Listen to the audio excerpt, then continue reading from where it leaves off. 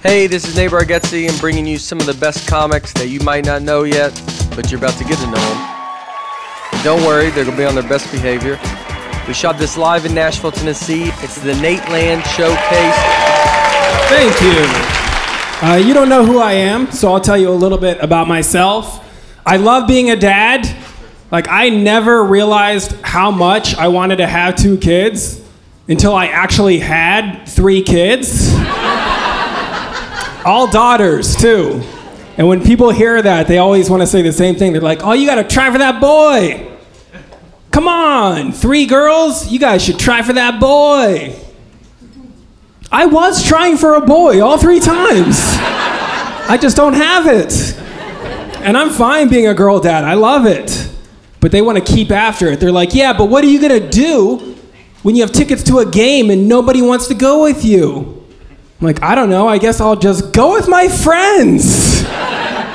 Then they're like, yeah, but don't you want a boy to carry on your family name?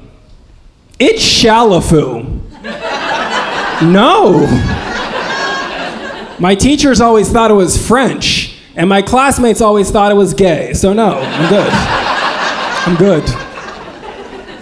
We are trying for the 4th, I don't know why. We have not had any luck yet.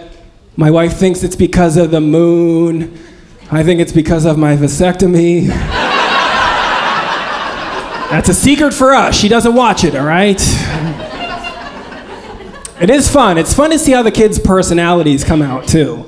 Like, our oldest is 11 now, and she does this fun thing where she'll run up, she'll hug my wife and I, turn and make eye contact with her 2 little sisters across the room, and she'll just start singing, "Original Family," and that's hilarious.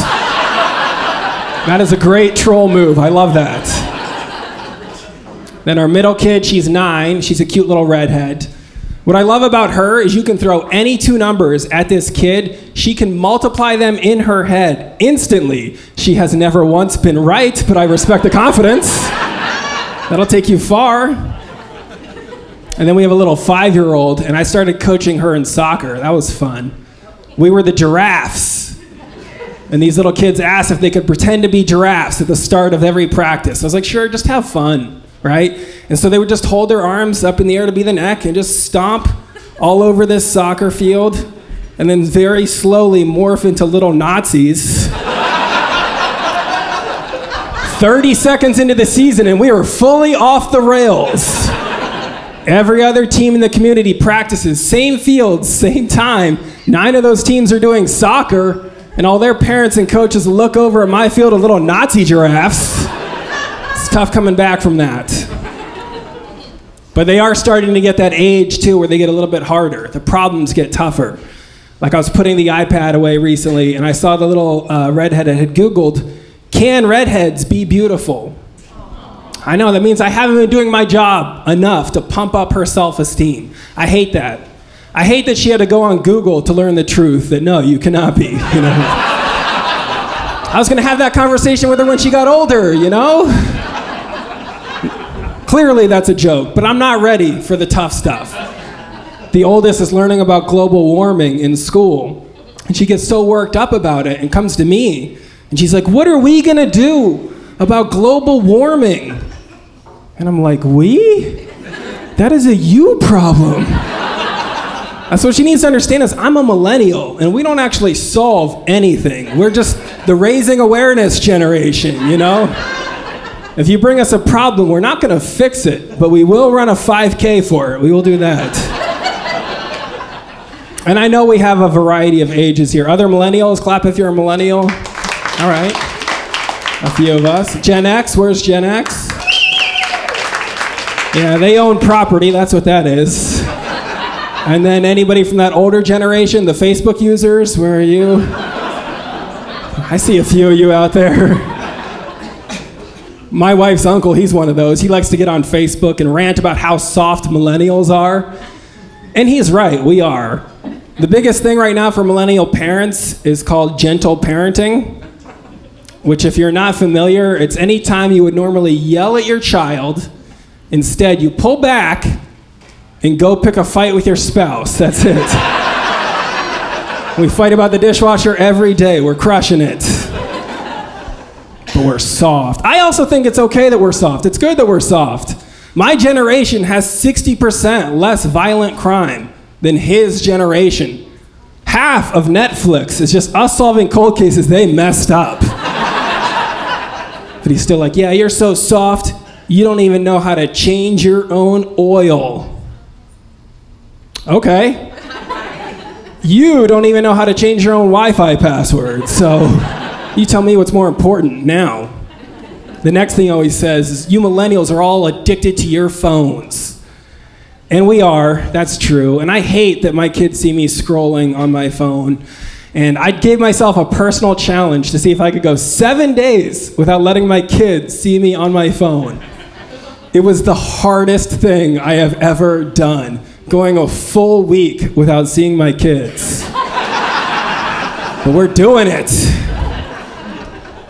I know. Old people are addicted to their phones too. That's what you miss in that whole thing. Like my dad is in his late 60s, and he finds all the old man apps, right? His favorite right now is one where he can take his phone and point it at any plane in the sky, and it'll tell him where it took off and where it's landing. And it just makes him sound like a lunatic. He just walks in from the backyard like, yeah, did anybody else see Delta 353 from Chicago to Atlanta? And you're like, calm down, Rain Man, we don't need that. What a weird vibe at a cookout. Old people are the meanest on the Nextdoor app. That's what I've learned. I don't know if you guys have it here, but all it is essentially is just like Facebook for your street, right? And it is every bit as mean and petty as normal social media. It's just way more personal. Like you go on normal social media, people are like, I hate politicians. Then you go on Nextdoor and people are like, I hate Fred. 1867 Pine Mills Drive, that Fred. It's crazy. Housing is always really competitive on there. There was somebody that wanted to move into our community and she posted about it. She's like, I'm looking for a house, 3 bedrooms.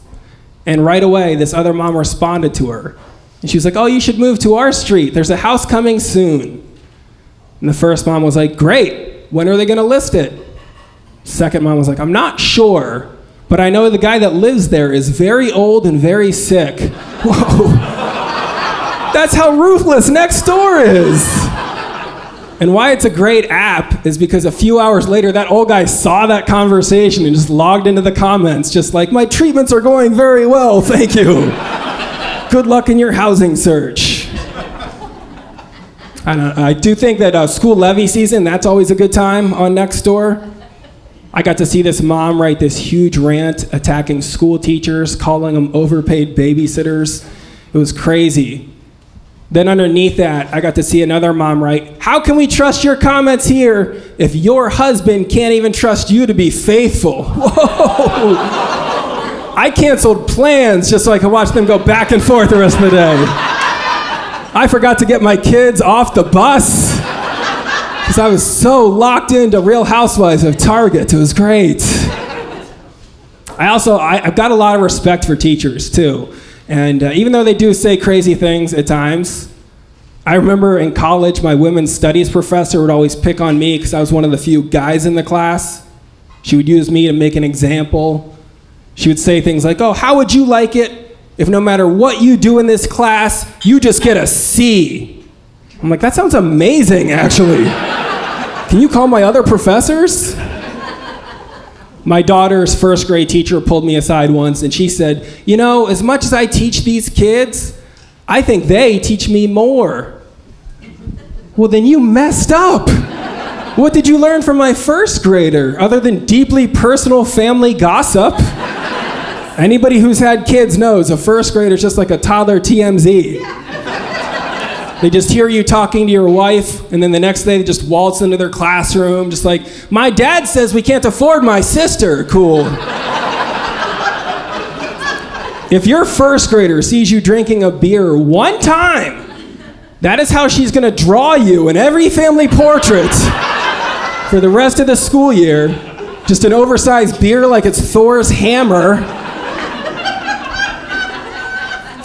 Some of this, too, I put on the teachers. It's entrapment. They give these little kids worksheets, and they always say crazy stuff on them. At Thanksgiving, my daughter had to list 3 things she was thankful for, right? Number 1 was her mom. We all saw that coming. Fine. Number 2, siblings in a tie. Sure. Number 3, the dog. That is hurtful because we don't have a dog. Father's Day was worse because they had this big packet they had to fill out, and like the first sheet just said, "My dad loves to blank." You're never gonna win that. I don't care who you are. My daughter very sweetly made hers about how we love to play video games together. That's how we bond. All her worksheet said was, "My dad loves to beat me."